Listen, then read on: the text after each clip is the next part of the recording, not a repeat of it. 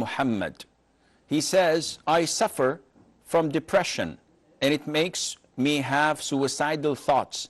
I know how bad it is in Islam. Would you give me some tips on how to escape it? Depression is an illness. It's a feeling. And there are psychiatrists who have diagnosed this illness and put its symptoms in a very long list, and they said that if you have like 4 of these, then you should seek medical attention.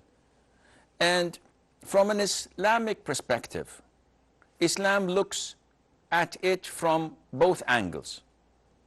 First angle is the cause of it, and each person's depression differs from the other. So one might be caused because of marital problems, financial problems, maybe the children in the home, he's unable to straighten them up, his problems at work with the bosses or with the colleagues, his problems with himself or herself, not having the self-esteem, self-confidence, and so on. There can be many reasons. Your past, your sins that are overwhelming you. And in order to be able to treat this, we always ask the brothers and sisters who feel depressed to strengthen their iman. Why is that? See, Brother Muhammad says he has suicidal thoughts. Now a Muslim never gets these thoughts at all, because he knows the consequences of such an action. So for example, if someone is in debt and someone wants from him his money, he would be doing something illogical if he goes and borrows with a higher interest rate, riba, from someone who would break his knees, for example, if he doesn't pay on time. This is illogical. So when you have so many problems and you kill yourself, and you know that Allah will throw you in hell, and that the torment of hell is so severe and serious and painful that 1 second in it would not be or cannot be compared to what you're suffering on earth. This is nothing. This is child's play. So as a Muslim, if you have strong conviction, if you believe in Allah, if you believe in the Quran, if you believe in the Sunnah, if you believe that Allah Azza wa Jal has preordained everything before the creation of the universe 50,000 years ago, and that Allah is most knowledgeable, and Allah is most wise, and Allah Azza wa Jal is most merciful, then you should know whatever is happening to you, that this is from Allah, and your belief tells you to feel calm and to get the tranquility. Because once you look at the great messengers and prophets of Allah, once you look at the great scholars of the Salaf, and the torments and the tribulations and the calamities they had been afflicted with, and you compare this to yours, you know that, alhamdulillah, you are in great favors and blessings of Allah Azza wa Jal compared to them. So this helps a lot to remove your depression. And thinking logically helps a lot as well. If Allah Azza wa Jal were to afflict me with a calamity, now let me see the different scenarios I can choose from. Scenario number 1, I could bang my head in the wall and cry all night long for my loss or for my calamity. The result? Nothing.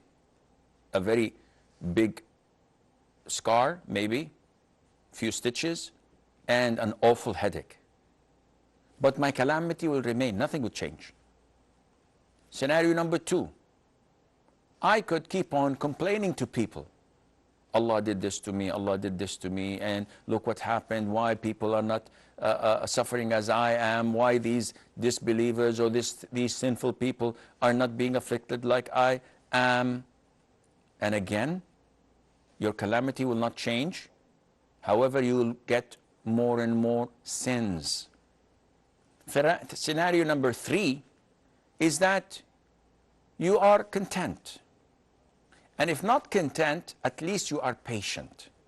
Content is a higher level. See, you must be patient. You do not complain. Whatever happens, alhamdulillah, I'll try my level best to solve the problem, to get rid of such a calamity or tribulation. But if I'm unable, alhamdulillah, this is what Allah had decreed upon me. What can I do? Nothing. And here is the difference between a believer and someone who does not have the full conviction in Islam. This person is highly rewarded at the side of Allah. And he is elevated in paradise as time goes on. And he's patient. If he adds to that content, when people ask him, how do you feel today? And he's suffering, yet he says, alhamdulillah, I am fine, everything is fine. He's content, he's patient, he never complains. Then Allah Azza wa Jal would reward him, Allah would love him, and most likely Allah Azza wa Jal would find him a way out of that calamity. Because it was a test and this person passed the test. The other two failed to pass the test. Therefore, you have to look into your depression and ask yourself a few questions. Is this self-imposed, or was it suggested by shaitan, by Satan, trying to depress me, trying to sadden me, trying to make my life miserable and the lives of those around me? You will find that this is from shaitan. And Allah described this in the Quran in different locations, telling us that such intimidation is from shaitan. Such sadness is from shaitan.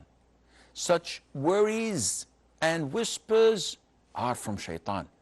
So the best thing for you to do is to put your dependence and your reliance on Allah Azza wa Jal. Feel confident in Allah. Trust Allah Azza wa Jal. When you hold a child, an infant, and you toss the infant in the air, what does the infant do?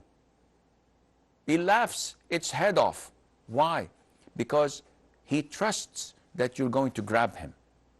If someone tosses me in the air, I'm going to cry like crazy because I don't trust that person. So you should, and Allah has the highest example, of course, you should trust Allah Azza wa Jal, and this would relieve you from all types of depression you are suffering from, insha'Allah. Yusuf